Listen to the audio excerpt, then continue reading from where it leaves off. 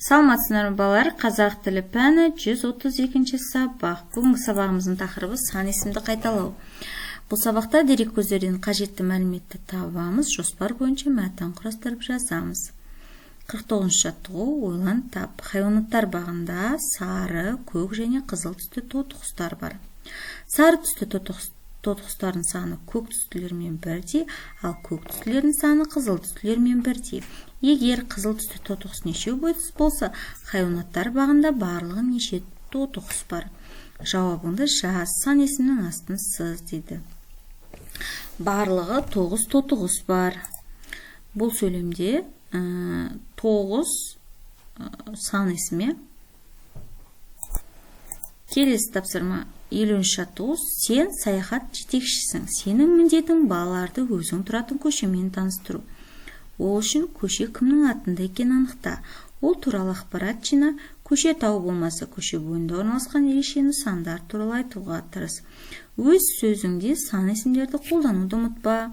Мен Қасымбек көшесі 72-ші үйде тұрамын.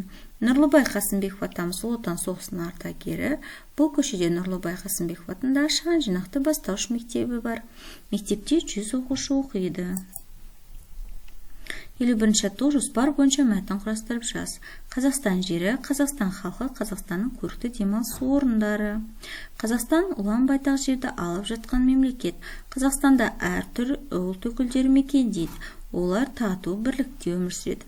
Қазақстандағы көрікті демалыс орындарына Бурабай, Көлсай жатады. Айман орманға саңырауқұлақ теруге келді.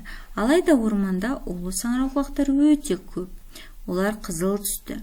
Сен айманға жеуге жарайтын саңырауқұлақ тере алатындай жолды табуға көмектеседі.